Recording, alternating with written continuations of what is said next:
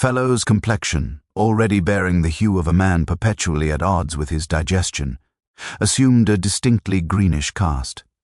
He gestured toward the interior of the house with the manner of one inviting his guest to view the aftermath of some particularly offensive social transgression. "It is my wife's companion, Miss Violet Crane. She was discovered this morning in her bedroom, the small corner room on the second story, you understand, overlooking the rose garden. The housemaid, Mary, brought her morning tea at 7:30 as customary, and found her quite dead.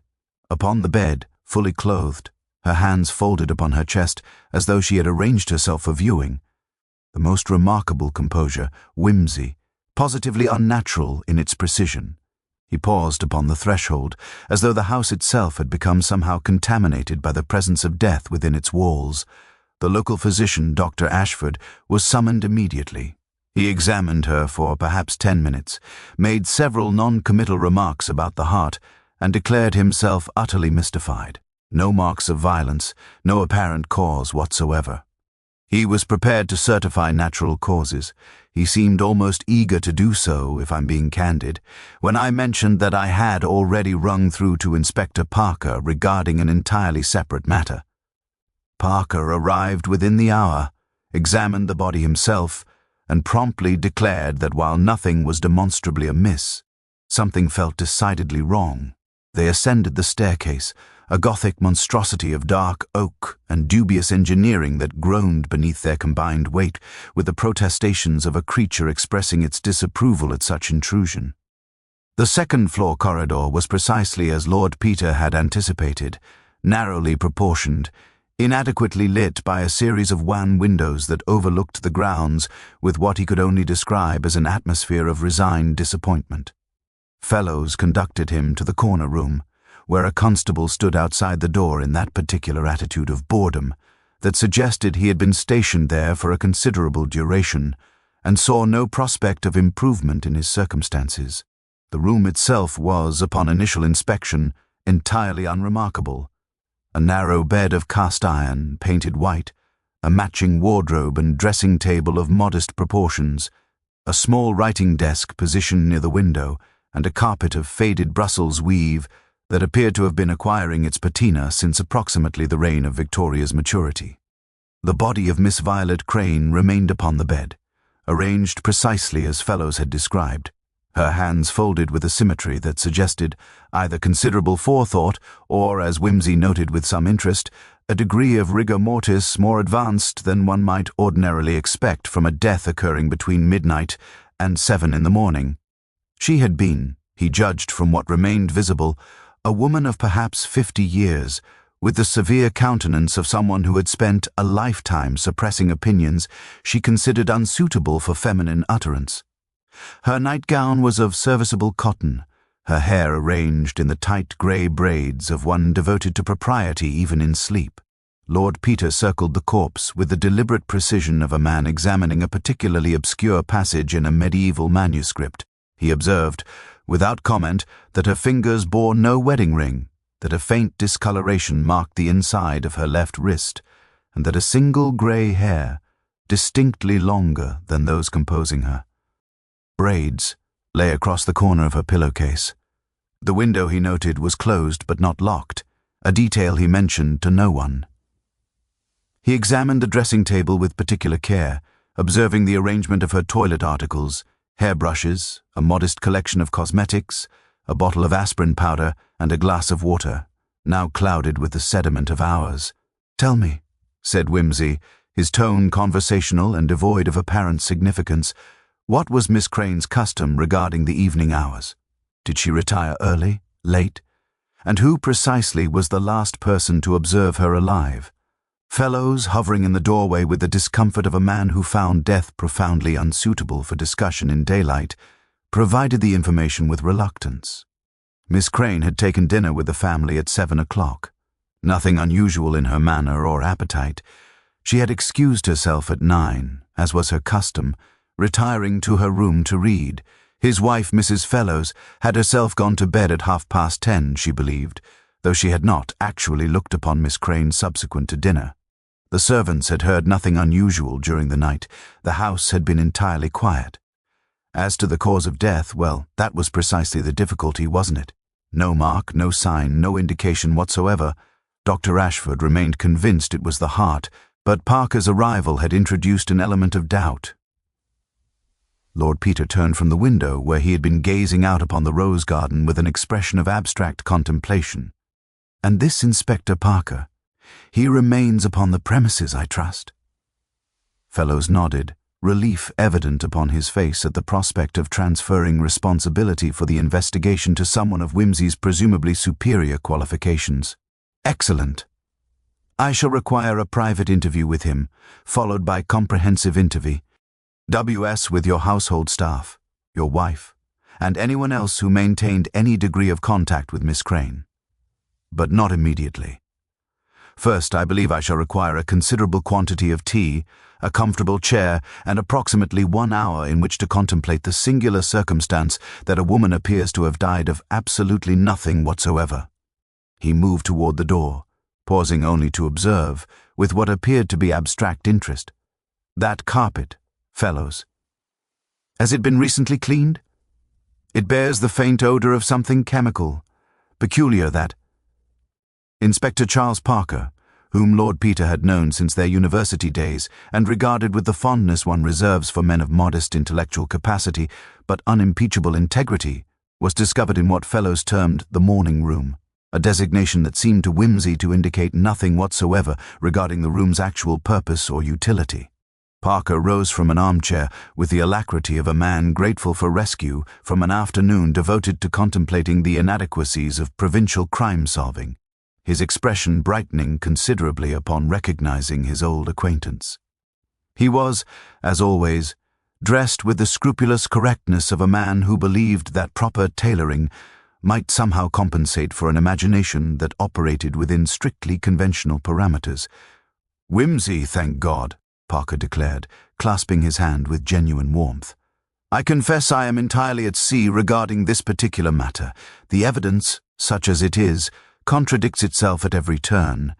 There are no signs of violence, no indication of poison. Dr. Ashford has examined her internally, you understand, and found nothing unusual whatsoever.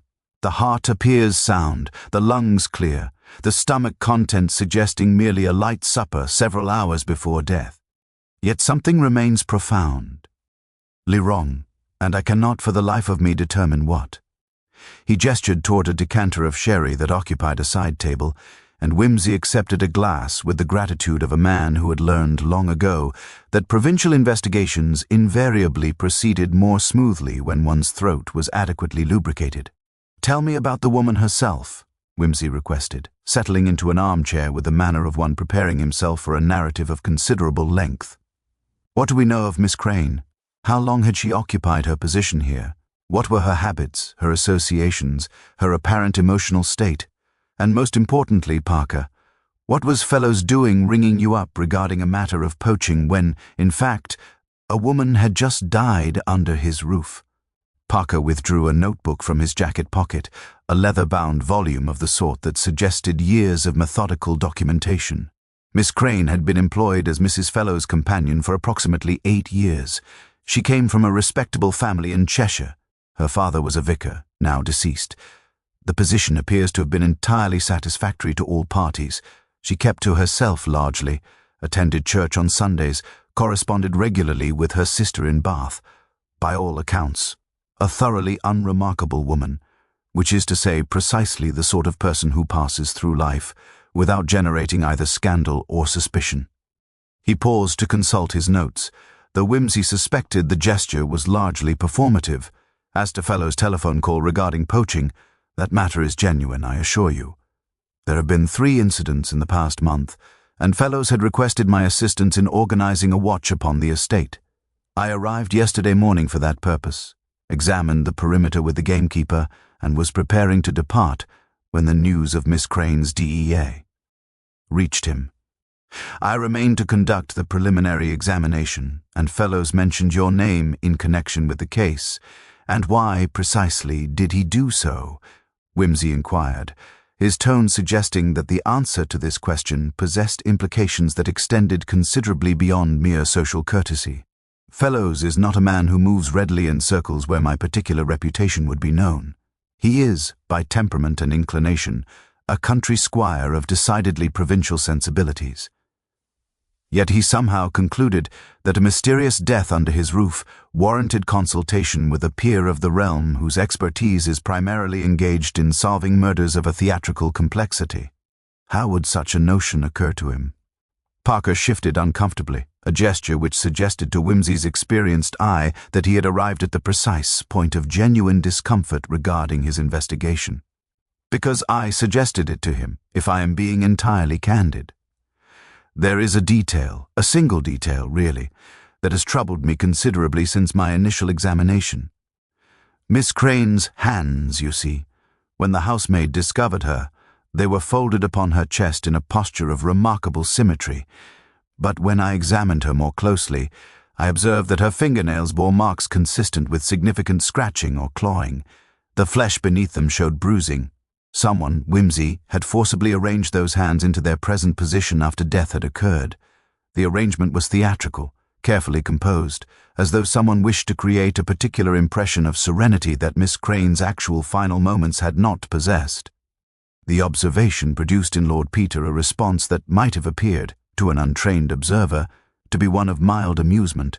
In reality, his mind had shifted immediately into that state of heightened concentration that Parker had learned to recognize as the prelude to investigation. "You did not mention this to Dr. Ashford?" Whimsy inquired. "I did not mention it to Dr. Ashford because Dr. Ashford was precisely the sort of medical man who would have seized upon such a detail as justification for closing his examination and filing his report. The death would have been certified as natural causes, the body released for burial, and the entire matter concluded within a week. It seemed to me that before permitting that to occur, we ought to determine whether there existed elements of deliberation or malice beneath the surface of this apparent natural death." Parker set down his glass with the precision of a man who had just articulated something of considerable importance. Someone, Whimsy, has taken considerable pains to make this death appear what it was not. And the only question remaining is whether Miss Crane was murdered, and if so, precisely how a woman could be murdered without leaving a single mark of violence upon her body. Lord Peter set down his sherry glass with deliberate care, the gesture itself a performance calculated to suggest that he had just been presented with a mathematical proof of considerable elegance. "You have, Parker, articulated the essential paradox with admirable precision.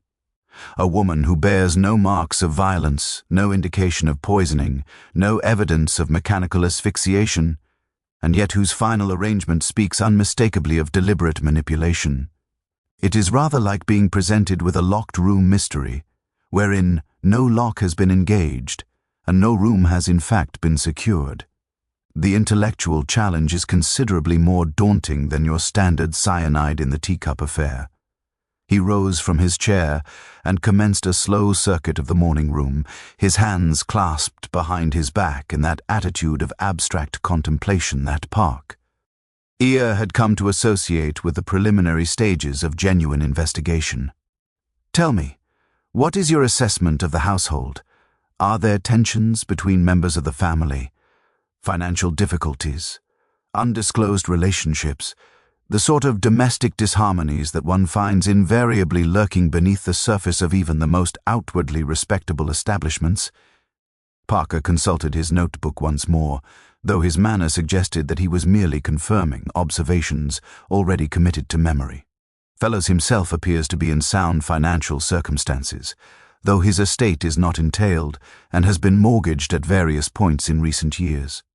His wife, Mrs. Catherine Fellows, is approximately 10 years his junior, a woman of considerable social pretension and, from what I have been able to determine, of rather more intelligence than her husband. She appears to have been genuinely attached to Miss Crane, though their relationship was, by the nature of the arrangement, necessarily hierarchical. There are no children. The household staff consists of approximately 12 persons, all of whom have been employed for periods ranging from 3 to 17 years. No obvious grievances, no recent dismissals, no indication of scandal or impropriety. He paused, turning a page in his notebook with deliberate slowness. However, there is a gentleman who has been a frequent visitor to the house over the past 6 months, a Mr. Edward Harrington, a solicitor from nearby Ludlow. He has ostensibly been assisting fellows with certain legal matters relating to the estate, yet his visits appear to have been increasingly devoted to Mrs. Fellow's company rather than to estate business. How interesting, Wimsey observed, though his tone suggested that he found the information neither surprising nor particularly illuminating. A solicitor, you say? And Mrs. Fellow. S is a woman of intelligence and, one presumes, of a certain discontentment with her present circumstances. Tell me, Parker, did you observe any indication of emotional attachment between these two? Or did their interactions retain the formal distance one might expect between a solicitor and his client? I was not present during their interactions, naturally, Parker replied with the precision of a man anxious to distinguish between observation and inference. However, the servants have remarked upon the warmth of their greetings, and Mrs. Fellows was observed by the chambermaid to have been wearing a new dress, an unusually fashionable one, quite unlike her customary attire, during his most recent visit, which occurred on Tuesday of last week. Wimsey nodded slowly, as though confirming conclusions he had already reached through some process of pure deduction. And where, precisely, would Miss Crane have stood in relation to such a development? A woman of 8 years' standing in the household, privy to all its secrets, possessed of that peculiar power which companions and governesses have always wielded, the power to observe without being fully observed, to know without being fully known. Would Mrs. Fellows have welcomed such intimate knowledge of her emotional entanglements? The question hung in the air between them, suspended in that particular quality of pregnant silence that suggests the articulation of something previously unspoken, yet urgently intuited. Parker's complexion had assumed a thoughtful pallor, and his fingers drummed against the leather of his notebook in that unconscious gesture of nervous agitation that Wimsey had learned to recognize as indicative of genuine intellectual discomfort. "You are suggesting," Parker said slowly, "that Miss Crane possessed knowledge which Mrs. Fellows would have preferred remained confidential? That perhaps some form of coercion or blackmail?" "I am suggesting nothing whatsoever at this juncture," Wimsey interrupted with characteristic mildness. "I am merely observing that we have now constructed a domestic framework within which motivation might plausibly exist. We have identified a woman whose emotional preoccupations might have rendered her vulnerable to exposure through the indiscreet observations of an intelligent companion. We have noted that said companion has died under circumstances suggesting deliberate staging, and we have established that someone in this household possessed sufficient knowledge of her physical person to arrange her hands post-mortem in a posture of calculated serenity." He paused at the window, gazing out upon the grounds with that expression of disinterested observation that had so frequently preceded his most devastating insights. However, motivation and opportunity are merely the preliminary considerations in any investigation. The essential question, the question that will ultimately determine the guilt or innocence of every person within these walls, is the question of method. How precisely was Miss Crane dispatched from this mortal coil without leaving so much as a bruise upon her person? That, Parker, is the riddle we must solve. The servant who discovered her, Wimsey continued, turning back from the window with sudden purposefulness. This housemaid, Mary. She must be interviewed with considerable care. She was the first to observe the body, the first to understand that something was amiss. There is always a particular quality to such testimonies, a specificity of detail that suggests genuine shock rather than rehearsed recitation. I would wish to know precisely what she observed, in what sequence she observed it, and whether her initial impression was one of peaceful death or of something distinctly more troubling. Shall we summon her forth? With Mary Hutchins, when summoned to the morning room some 20 minutes later, presented herself as a girl of perhaps 18 years, with the nervous energy of one accustomed to being addressed only in connection with derelictions of duty. She was plain rather than pretty, possessed of the peculiar pallor that comes from lives spent primarily in corridors and sculleries, and her hands bore that telltale roughness which suggested a consciousness of her position. and a diligent application to her labor. Her eyes, however, possessed a quality that Lord Peter noted with some interest, a sharpness of observation that implied an intelligence considerably exceeding what her current station might ordinarily afford. She curtsied with the automatism of long practice, and stood with her hands clasped before her, waiting for interrogation, with the attitude of one anticipating criticism. "You are Mary Hutchins," Whimsy began, his tone divested of that arch quality which characterized his conversation with his social superiors. "And you were responsible for bringing Miss Crane her morning tea at 7 o'clock yesterday. I wonder if you might describe for us, in considerable detail, precisely what you observed when you entered her room. Take your time. Do not attempt to interpret what you saw, merely to report it with accuracy." Mary's shoulders relaxed slightly at the absence of recrimination in his voice. "Yes, sir. I brought her tea as usual, sir. The tray with the pot and cup, and the biscuits she preferred.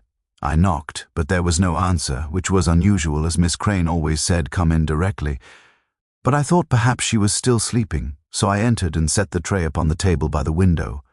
She paused, her eyes acquiring that distant quality of one reliving an unpleasant memory. "She was on the bed, sir, lying very straight like she'd been arranged. Her hands were folded on her chest, all neat and proper.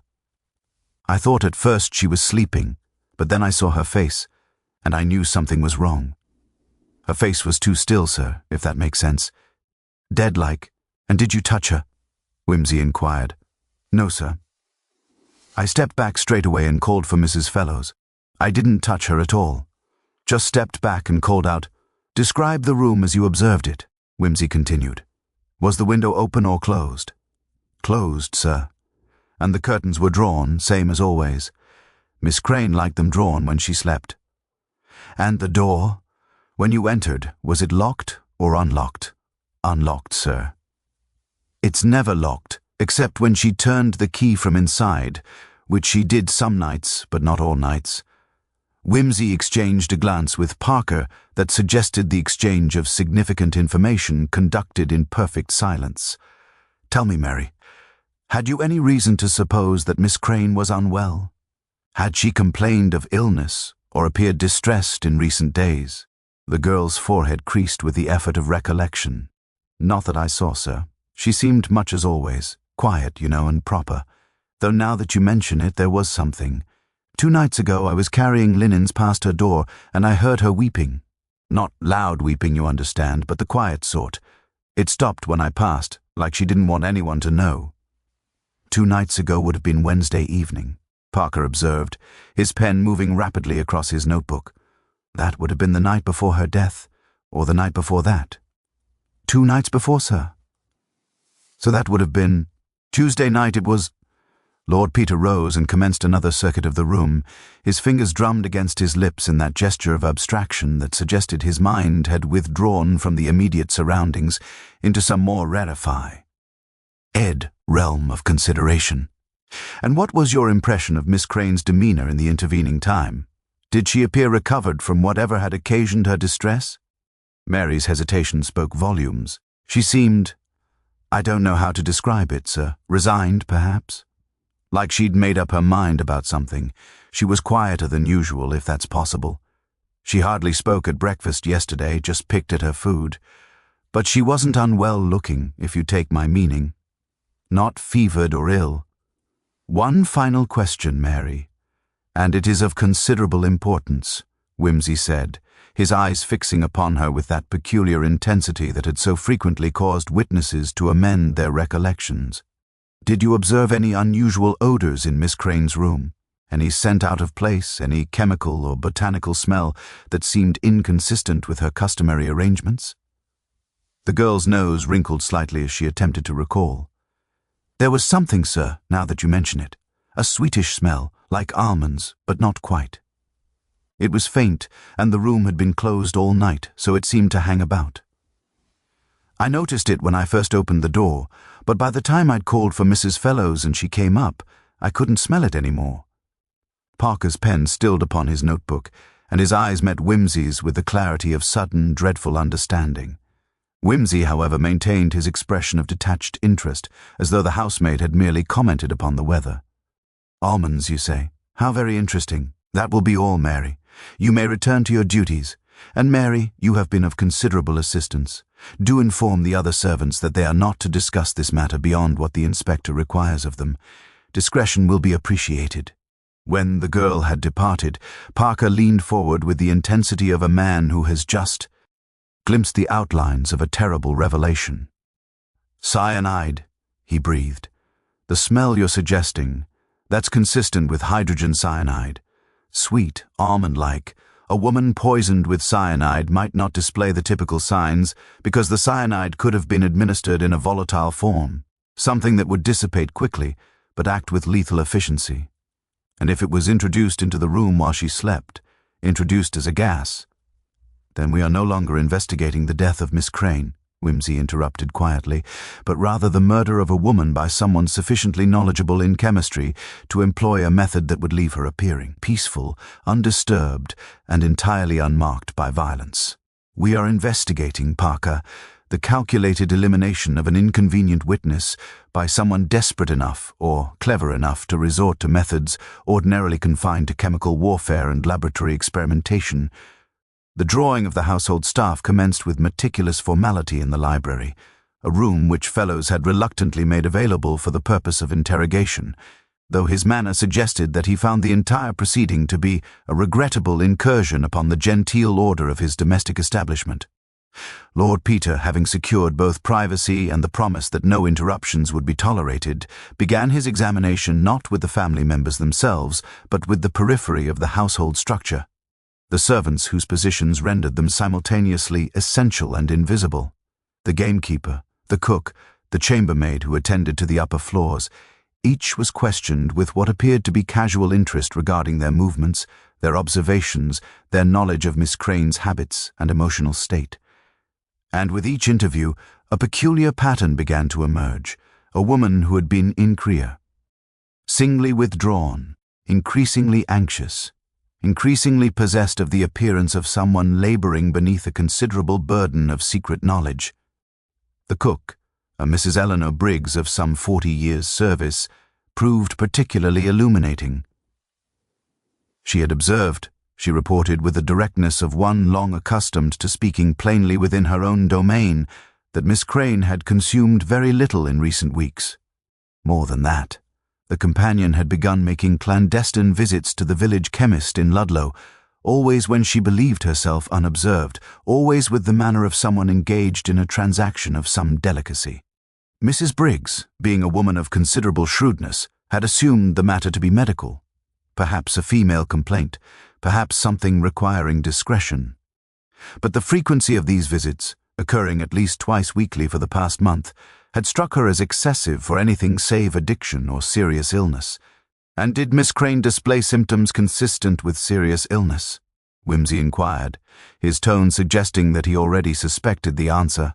Not that one could observe, sir. She appeared thin, perhaps, and her nerves seemed to be increasingly unsettled, but there was nothing suggesting consumption or any such obvious malady. Rather, it was as though she were— Mrs. Briggs paused, selecting her words with deliberation, as though she were gathering her courage for something, like a person preparing for an ordeal. Whimsy turned this observation over in his mind with the precision of a jeweler examining a suspicious diamond. "Tell me, was Miss Crane acquainted with the other members of the household in any capacity beyond that which her position would ordinarily dictate? Did she maintain friendships, receive correspondence, engage in social activities of an informal nature?" Mrs. Briggs's expression suggested that. She had been anticipating precisely this question. "There was a gentleman who called upon her, sir, about 6 months ago. A young man with the appearance of a scholar, spectacles, untidy hair, the manner of someone more comfortable with books than with society. He called only once, so far as I am aware, but Miss Crane was in considerable agitation afterward. Seemed pleased, though, if you follow my meaning. Not distressed, but expectant." It was at this moment that Lord Peter's expression assumed that particular quality of abstraction that Parker had learned to recognize as the prelude to significant deduction. The servants were dismissed, and he settled into a leather wingback chair with an air of one preparing to consider a proposition of considerable complexity. "We have now established several facts of considerable importance," he observed to Parker, who had remained throughout the interviews, his notebook acquiring an increasingly substantial accumulation of observations.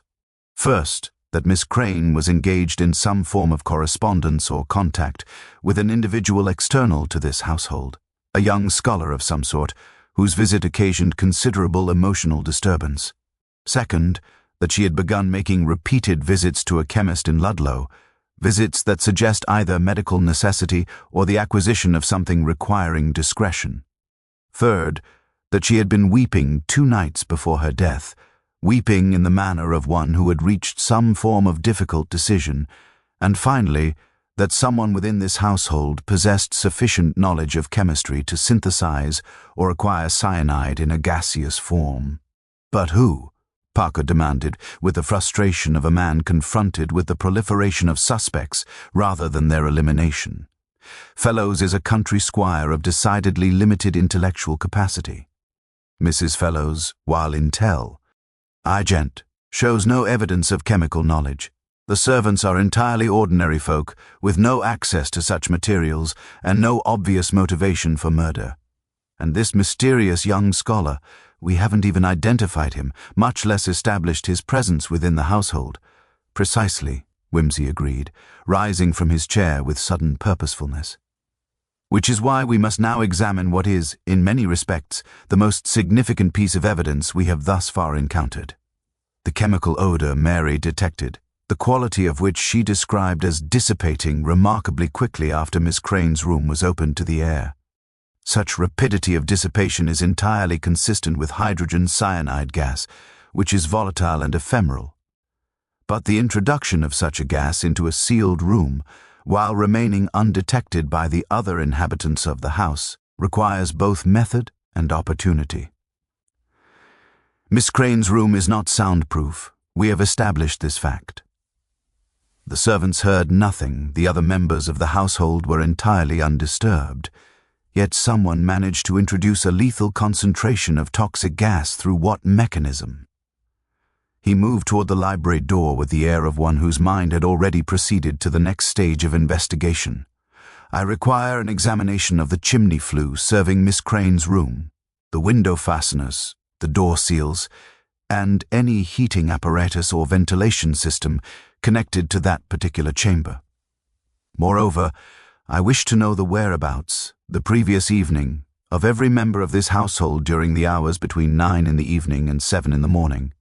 And, Parker, have your men in Ludlow make discreet inquiries regarding Miss Crane's visits to the chemist, discover what she purchased, with what frequency, and whether she was observed to be acquiring materials or consulting regarding medications." A. They departed the library. Whimsy paused at the threshold, turning back with an expression of abstract consideration. "One final matter, Parker. This young scholar who called upon her, it is entirely possible that he was not, in fact, a scholar at all, but rather something considerably more significant. It is possible that he was her son, or her nephew, or some other relation whose existence she had been obliged to keep secret. And it is possible that the burden which drove her to weeping, and ultimately to repeated visits to a chemist, was the knowledge that someone within this household had discovered this secret, and was prepared to use it as leverage against her." He smiled with that characteristic expression of amused detachment. "We must identify the scholar, Parker, for I rather suspect he holds the key to understanding why Miss Crane died, and more importantly, who among this seemingly respectable household proved willing to murder her in order to preserve some far more devastating secret. The identification of the mysterious scholar proved to require considerably less investigative acumen than one might have anticipated. A discreet inquiry at the Ludlow chemist's establishment, conducted by Parker himself with appropriate circumspection, revealed that Miss Crane had indeed been a regular visitor over the preceding 6 weeks, and that her purchases had been decidedly specific in nature.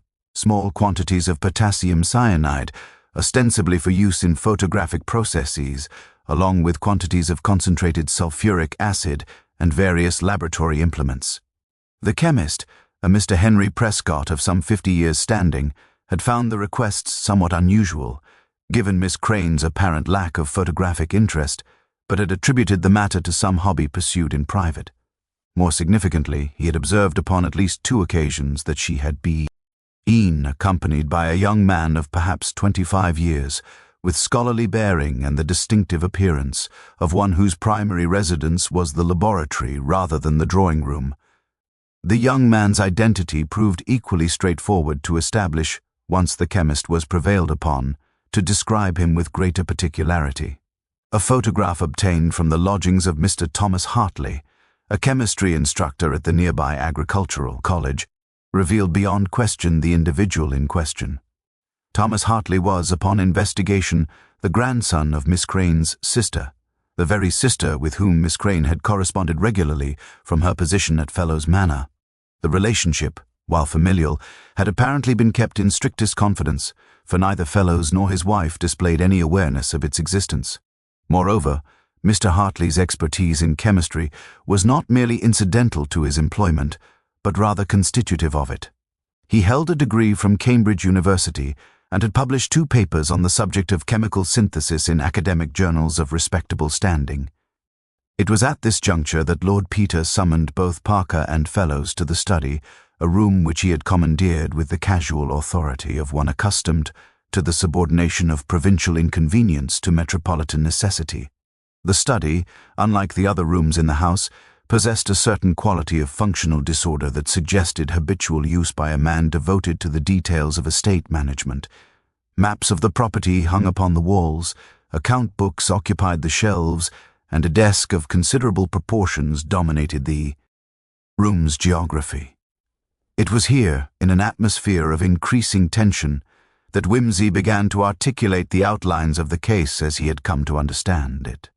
"We have now established," he commenced, his tone adopting that particular quality of clinical precision that suggested the presentation of an irrefutable logical proof, that Miss Crane was engaged in the acquisition of chemical materials with which to fabricate hydrogen cyanide gas. We have established that she was in communication with her nephew, a chemist of considerable expertise, and that this nephew had visited her within the household itself.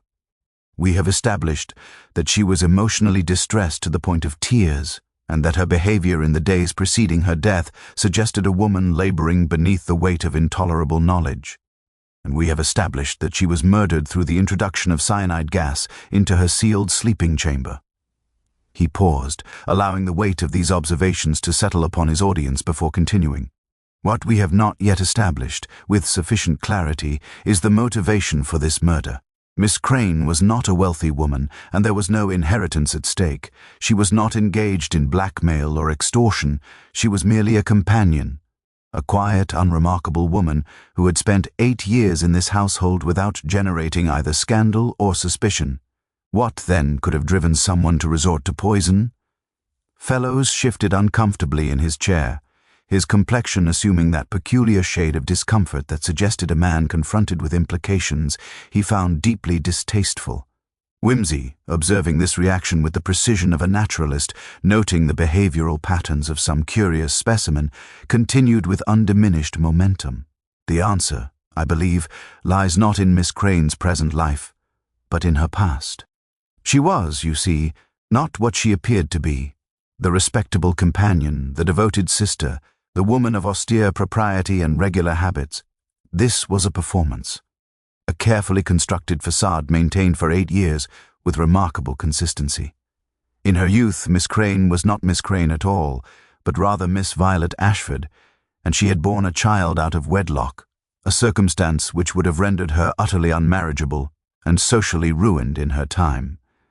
This child, placed in the care of her sister, was raised in Bath and eventually became the young scholar we have identified as Thomas Hartley. But what has this to do with her death? Fellows protested, his voice acquiring that querulous quality of a man sensing that his social standing was about to undergo a substantial alteration. Even if she bore a child illegitimately, that was 50 years ago, Wimsey. Surely no one in this modern age would concern themselves with such ancient history. Ordinarily, perhaps not, Wimsey conceded with the manner of one acknowledging a reasonable objection. However, The secret became relevant only recently, when certain facts regarding this household came to light, facts which I suspect Miss Crane herself had discovered or been informed of, facts which rendered her knowledge of this secret not merely an embarrassment, but a positive danger to someone within these walls. He turned his gaze toward Fellows with an intensity that caused the older man to shift uncomfortably. "Tell me, Fellows, what do you know of your wife's movements on Tuesday evening? Where was she between the hours of 9 and midnight?" "She was in her room, I presume," Fellows responded with decreasing confidence. "We retired early. She complained of a headache. I did not see her again until the following morning." "And you yourself?" Whimsy pressed. "Where were you during those hours?" "In my study, reviewing accounts. I was here until nearly 1 o'clock, I believe. Alone?" "Yes, entirely alone." Whimsy's expression suggested that this confirmation constituted precisely the detail he had been anticipating. He rose from his chair and moved toward the window, gazing out upon the grounds with that characteristic air of abstract contemplation. "What we have, then, is a household in which the occupants were isolated from one another during the critical hours. A household in which at least one member had access to the materials necessary for the manufacture of lethal gas. A household in which a woman possessed of dangerous knowledge had been reduced to a state of considerable emotional distress. And a household in which someone was clearly prepared to resort to murder in order to protect a secret of considerable magnitude." He turned back to face them, his expression assuming that particular quality of theatrical gravity that preceded his most devastating revelations. "The question now becomes not who killed Miss Crane, but rather what secret was sufficient to drive an otherwise respectable person to such extremity. And I believe, Fellows, that you possess the answer to that question." Fellows rose from his chair with the abruptness of a man suddenly confronted with the dissolution of carefully maintained pretense. His face had assumed a peculiar grayish pallor, and his hands trembled with a violence that he appeared powerless to control. "I don't know what you're implying, Whimsy," he declared, his voice acquiring that thin, querulous quality of desperate denial. "If you are suggesting that I had anything whatsoever to do with Miss Crane's death, I assure you that you are entirely mistaken. I barely spoke to the woman. From 1 month to the next, it was Catherine who employed her, Catherine who confided in her, Catherine who—" He ceased abrupt. Lie, the implications of his own words suddenly apparent to him. "Catherine who what?" Whimsy inquired with deceptive gentleness. "Catherine who trusted Miss Crane? Catherine who confided in her? Or Catherine who found her indispensable precisely because she possessed knowledge of something that Catherine would have preferred to remain hidden?" He moved toward Fellows with the slow, deliberate pace of a man approaching some skittish creature. "You see, Fellows, what I have come to understand is that Miss Crane's knowledge was not of something historical, but rather of something recent and immediate, something that occurred within the past 6 months, the very period during which Mr. Edward Harrington began his frequent visits to this house. The impact of this observation upon Fellows was immediate and devastating." He sank back into his chair as though his legs had suddenly lost their capacity to sustain him, and his eyes took on that particular quality of a man confronting the irreversible dissolution of his worldly arrangements. Parker, who had remained silent throughout the preceding exchange, stepped forward with the deliberation of one who sensed that the moment of confession was imminent. Yet Whimsy raised a hand to forestall any police intervention, his expression suggesting that there remained elements of the narrative yet to be articulated. "Miss Crane," Whimsy continued with that tone of abstracted precision that suggested he was merely confirming facts already established in his own mind, possessed the capacity to observe without being observed. She was a quiet woman, virtually invisible within the household hierarchy, yet privy to the intimate transactions of domestic life. When Mr. Harrington began his visits, ostensibly for legal consultation, Miss Crane observed what others did not: the charged nature of the greetings, the lingering glances, the manner in which your wife arranged herself in his presence. More significantly, she observed the consequences of these encounters: the new clothing, the attention to personal appearance, The general air of a woman awakened to possibilities she had believed forever foreclosed. And when the situation progressed beyond mere flirtation into something more demonstrable, Miss Crane became aware of something that rendered her infinitely more dangerous than any number of blackmailers. "What?" Fellows whispered, his voice barely audible. "What did she know?" "That you were not ignorant of the affair," Whimsy responded quietly. "That in fact you were actively encouraging it. Because Mr. Edward Harrington is not merely a solicitor, is he? He's your cousin, and he stands to inherit a substantial sum upon your death, a sum that has been entailed to him through your great-uncle's will, provided that you leave no direct heir. Your marriage has been childless for 15 years.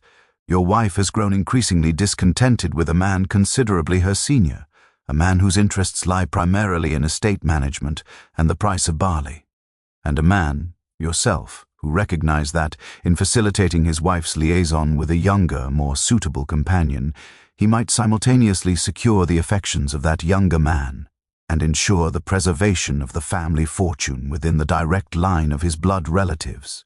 "That's grotesque," Parker breathed, understanding beginning to dawn upon his ordinarily straightforward features. He was allowing his wife to take a lover in order to secure an inheritance? "Not merely allowing," Whimsy corrected with characteristic precision. "Actively facilitating. One might even suggest orchestrating." But then Miss Crane became aware of the arrangement, and more significantly, of its true nature.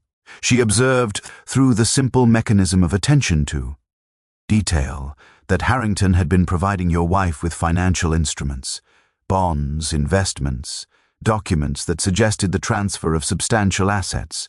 She realized, with the clarity that comes to those who observe domestic arrangements closely, that this was not a romantic entanglement at all, but rather a calculated financial transaction disguised as passion. Your wife was being systematized, Fellows, converted from a wife into an instrument of wealth transfer. Fellows had begun to weep, not the theatrical weeping of a man performing emotion for an audience, but rather the silent, desperate weeping of a man confronting the complete dissolution of his life as he had constructed it. "She threatened to expose the arrangement," he whispered.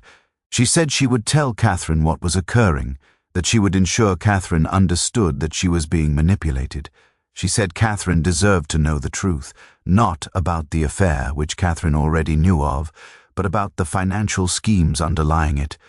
She said she had written to her nephew, to the young scholar, and that he might be able to assist her in understanding the legal implications of what was transpiring." "Precisely," Whimsy confirmed. "And in that moment you understood that you faced not merely the exposure of your arrangements, but something far more damaging, the possibility that your wife might, upon discovering the true nature of her relationship with Harrington, become angry enough to alter her will, to contest the entailment, to involve herself in legal proceedings that would ultimately expose the entirety of your scheme. A woman scorned is one thing, Fellows. A woman who discovers herself to have been deliberately duped is quite another. And so you resolved to silence Miss Crane in a manner that would neither arouse suspicion nor leave evidence of foul play. I didn't kill her." Fellows protested with renewed intensity. "I swear to you, Whimsy, I did not lay a finger upon that woman. I wanted her silenced, yes, I confess as much, but I did not murder her." The assertion hung in the air between them, and Whimsy's expression assumed that particular quality of sardonic amusement that suggested he had anticipated precisely this protestation. "No," he agreed quietly. "I don't believe you did, which is precisely why the true perpetrator of this crime remains as yet unconfronted. You see, Fellows, while you were constructing your financial schemes and encouraging your wife's indiscretions, someone else within this household was constructing plans of considerably greater complexity and considerably more lethal intent. Someone who possessed not merely the knowledge of your arrangements, but the chemical expertise necessary to manufacture cyanide gas. Someone who understood that Miss Crane's elimination would serve not to protect your interests, but to protect their own. It was at this juncture that Lord Peter Whimsy executed what might have been described as the theatrical flourish that had so frequently characterized his investigations, though in this instance the gesture possessed a quality of genuine necessity rather than mere performative indulgence. He withdrew from his pocket a small leather notebook, worn with age and constant consultation, and opened it to a page which bore the notation of a train schedule. "On Tuesday evening," he announced, addressing himself to Parker rather than to the increasingly distraught fellows. "A passenger train departed Ludlow station at 9:45, bound for London via Birmingham. The journey to London requires approximately 5 hours and 20 minutes, placing arrival at Euston Station at approximately 3 o'clock in the morning. A return train departs London at 7 o'clock, arriving back at Ludlow at 12:15 in the afternoon. These facts are, I believe, verifiable through consultation with the railway company." Parker's expression suggested the gradual illumination that accompanies the sudden comprehension of what had previously appeared to be merely peripheral details. "Harrington," he breathed. "You're suggesting that Harrington travelled to London on the evening of Miss Crane's death?"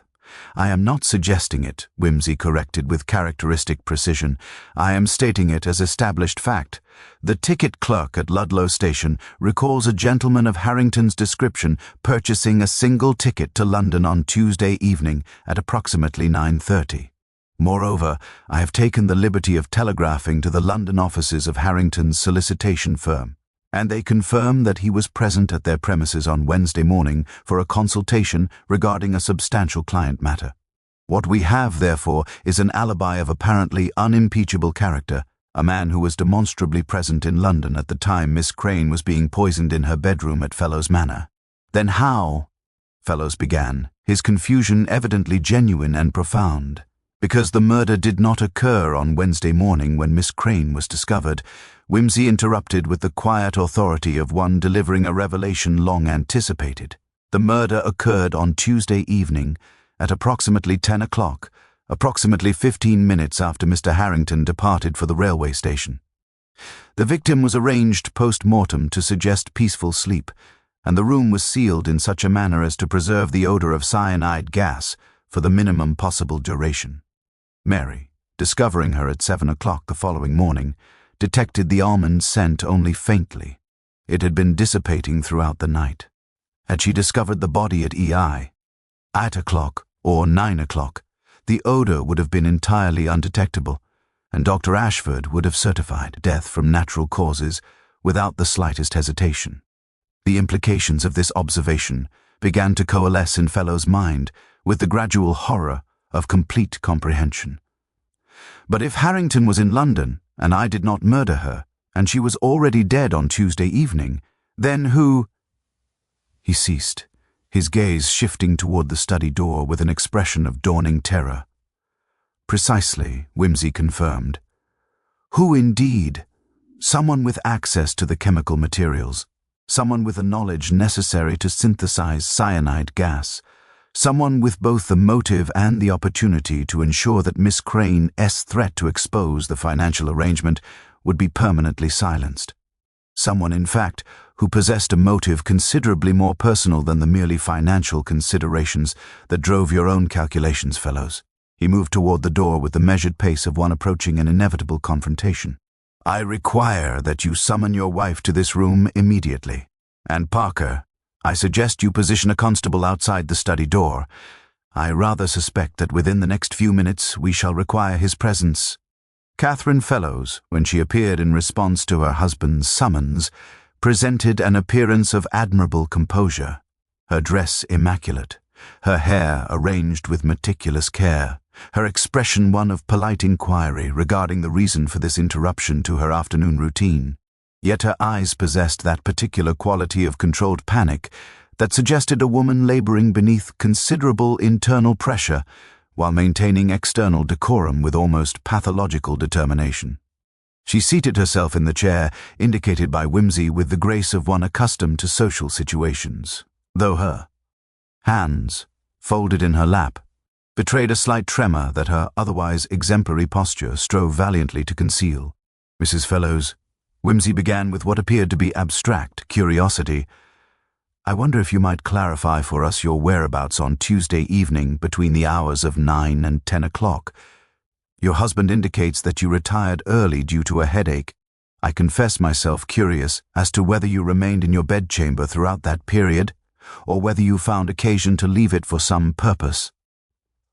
"I remained in my room," Catherine responded, her voice maintaining that carefully modulated quality of refined indifference. "I was not feeling well and preferred solitude. And yet," Whimsy continued with apparent thoughtfulness, "it occurs to me that a woman of your intelligence, and you are undoubtedly a woman of considerable intelligence, Mrs. Fellows, would recognize the danger that Miss Crane represented to your situation. She had discovered, through her observations, the true nature of your relationship with Mr. Harrington. She had written to her nephew, a chemist of some expertise, inquiring about the legal implications of financial manipulation. She was, in short, preparing to expose the arrangement by which you had been systematically deceived regarding the true nature of your lover's affections." He paused, allowing the weight of these observations to settle upon her. "A woman in your position might well have felt compelled to act, particularly if she possessed knowledge of chemistry, acquired through youthful interests or educational pursuits, and access to the materials necessary for the synthesis of hydrogen cyanide gas." Catherine's composure, which had been maintained with admirable firmness, began to show signs of fracturing. Her hands, previously still, commenced a subtle tremor, and her eyes acquired that glassy quality of somme. One confronting the irrevocable dissolution of carefully maintained illusion. "She was going to destroy everything," Catherine whispered, her voice acquiring that hollow quality of desperation. "Everything I had worked toward, everything I had endured in this wretched marriage. She was going to take that away from me." Catherine's confession, once begun, proceeded with the inexorable momentum of a dam breached beyond repair. She rose from her chair and moved toward the window with the distracted air of one whose attention had withdrawn entirely from her immediate surroundings, her gaze fixed upon some internal landscape of considerably greater significance than the grounds visible beyond the glass. "You must understand," she began, her voice acquiring that particular quality of desperate justification that characterizes the speech of those who have crossed from the realm of temptation into the territory of action, "that I have spent 15 years in this house with a man I neither respected nor desired. 15 years of provincial tedium, of social insignificance, of the slow erosion of any possibility for authentic feeling or genuine connection. My youth was spent in expectation of a marriage that would prove meaningful, and instead I received Fellows, a man whose primary interests lie in the price of barley and the proper drainage of agricultural land." She turned from the window to face them, and her expression had assumed that quality of almost transcendent clarity that sometimes characterizes those who have surrendered entirely to circumstance. When Edward arrived, when he began those visits ostensibly regarding legal matters, I felt something I had believed entirely foreclosed to me. For the first time in years, I was observed by a man who found me worthy of attention, a man who looked at me as though I possessed substance, as though my thoughts and feelings possessed relevance. Yes, I knew that he was using me. I was not entirely blind to the financial arrangements underlying his attention, but I also understood something that neither Edward nor my husband fully grasped, that I was using him equally. I was using him to feel alive, to feel desired, to feel as though my existence possessed some meaning beyond the maintenance of this household. Parker shifted uncomfortably, his expression suggesting the discomfort of a man unaccustomed to such candid articulation of emotional complexity. Yet Whimsy remained motionless, his attention focused upon Catherine with the precision of a naturalist observing some particularly fascinating specimen of human behavior. "And then Miss Crane became aware of the arrangement," he prompted quietly, his tone suggesting that he understood precisely what had occurred and required merely the confirmation of Catherine's own testimony. "She discovered a letter," Catherine continued, her voice acquiring that hollow quality of recitation, "a letter from Edward to his solicitors regarding the financial instruments he was arranging for me. She found it in the wastebasket in the morning room, partially burned but still legible. I discovered her reading it, her expression one of such judgment, such moral condemnation, as though she possessed the right to sit in estimation of my choices. She said she would inform me of Edward's true intentions. She said I deserved to know that I was being manipulated, that the affection I believed I had discovered was merely a calculated performance designed to achieve financial objectives. Catherine's hands had begun to shake more noticeably, and she lowered herself back into the chair with the movement of someone whose physical strength was rapidly diminishing. But that wasn't the worst of it. She said she had written to her nephew regarding the legal implications of what was occurring. She said that once she made her information known, there would be investigations, questions, exposure. She made it clear that she intended to destroy the only thing that had made my life tolerable for the past 6 months. The only thing that had given me hope that existence might yet offer something beyond provincial mediocrity, and the slow passage of years in the company of a man I found entirely contemptible. "And so you resolved to silence her," Whimsy observed with that tone of clinical detachment that suggested he was merely confirming conclusions already established in his own analytical framework. "You possessed, I believe, a certain educational background in the sciences. Your father was a chemist, if I am not mistaken, and you spent your youth in his laboratory, acquiring knowledge of chemical processes that most women of your generation would never encounter." Catherine nodded slowly, confirming the accuracy of this observation. "My father believed that education should not be constrained by gender. He taught me chemistry, mathematics, natural philosophy. After his death, that knowledge seemed merely another accomplishment, destined to be rendered useless by the conventions that governed my existence, until Tuesday evening, when I understood that it might be put to a purpose of considerable utility. You synthesized the cyanide," Whimsy stated, his tone neither accusatory nor sympathetic, merely factual. "Not in the house. You would not have risked such an endeavor under a roof inhabited by servants who might observe unusual chemical odors or activities.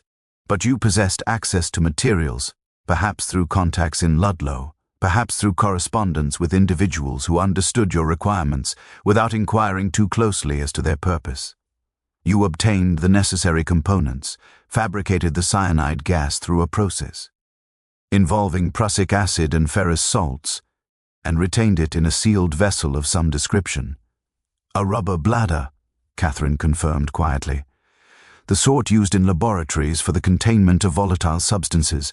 Edward had brought it back from London, removed from his own laboratory equipment. I filled it on Tuesday afternoon, concealing it in my sewing basket, a place where no servant would think to inquire. And that evening," Whimsy continued, "after Harrington had departed for his train journey to London, after your husband had retired to his study with his account books, after the household had begun its descent into sleep, you carried that bladder to Miss Crane's room. You knocked upon her door, a knock she recognized, from a woman she trusted, a woman she had no reason to fear. And when she opened that door, you introduced the contents of the bladder into her chamber in a manner that would render it rapidly dissipating, leaving merely the faintest trace of almond scent that would be almost entirely gone by morning."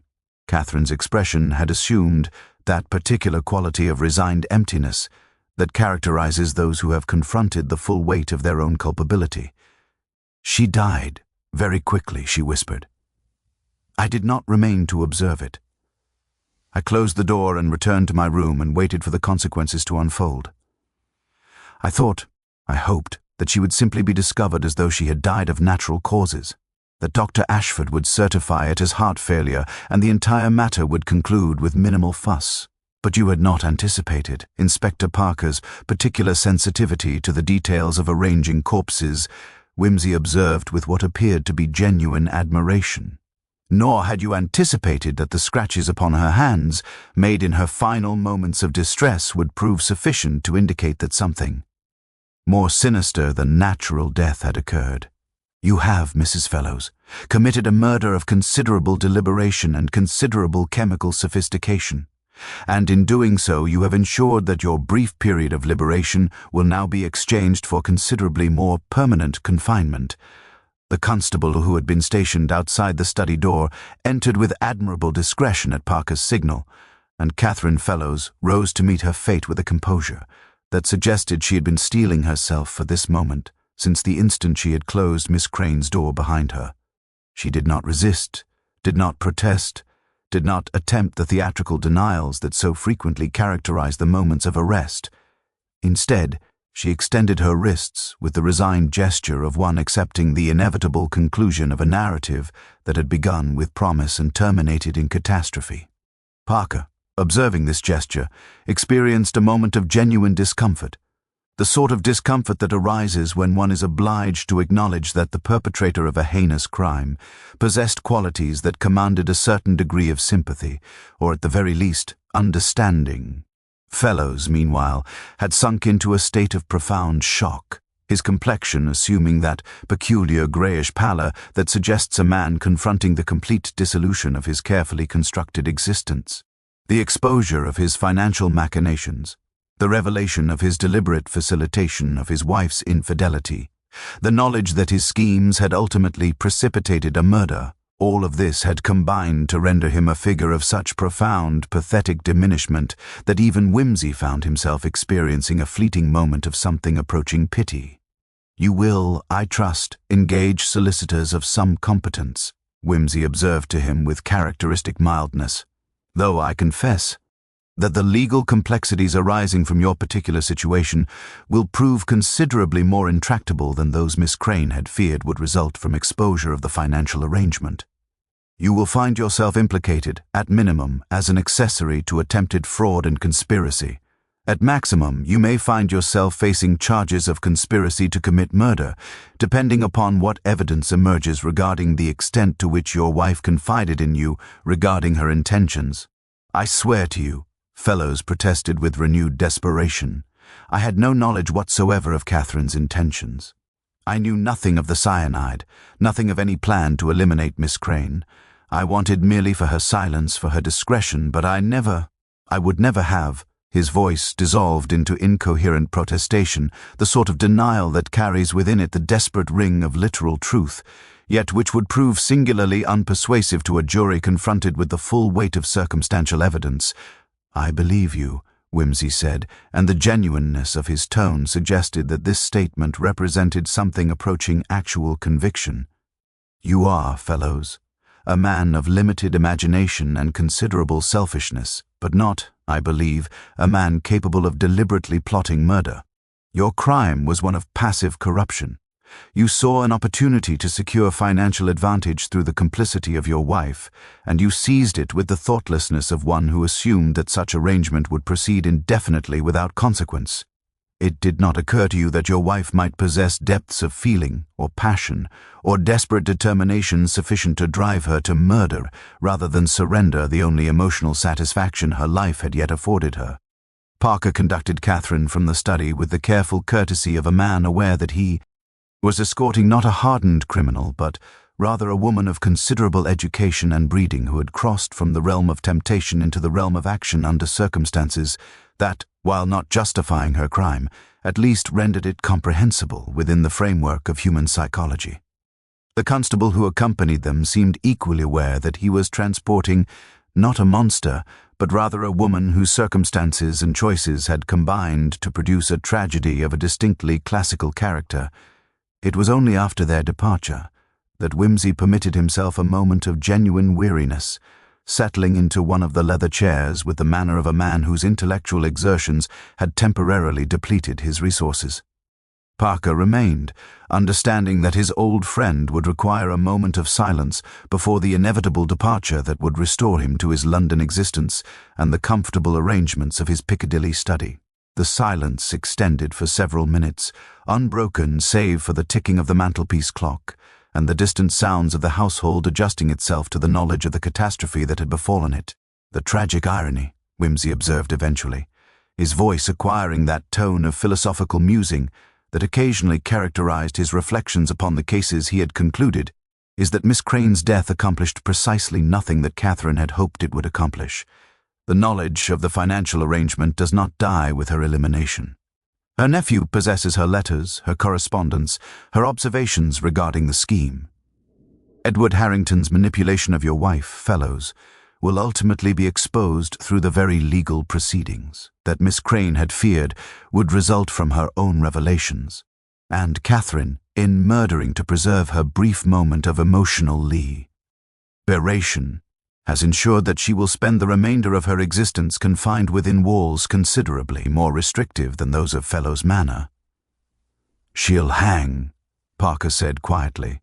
A statement of inevitable legal fact rather than an expression of moral judgment. "Almost certainly," Whimsy agreed. "The Crown's case is impeccable. The chemical knowledge, the access to materials, the opportunity, the motive, and now the confession. There is nothing that any competent defense counsel could construct that would offer genuine prospect of mitigation beyond the emotional circumstances that drove her to the crime. She will be tried, convicted, and executed with the regularity and precision that the legal system applies to all cases of premeditated murder." He rose from his chair with the movement of one preparing himself for departure. "And thus concludes the extraordinary matter of Miss Crane's death. A murder committed not for money, not for passion in its traditional form, but rather for the desperate human need to possess something in one's existence that renders life worth the living. She murdered to preserve her only hope of happiness, and in doing so, she ensured the destruction of that very hope, along with the happiness of everyone connected to her.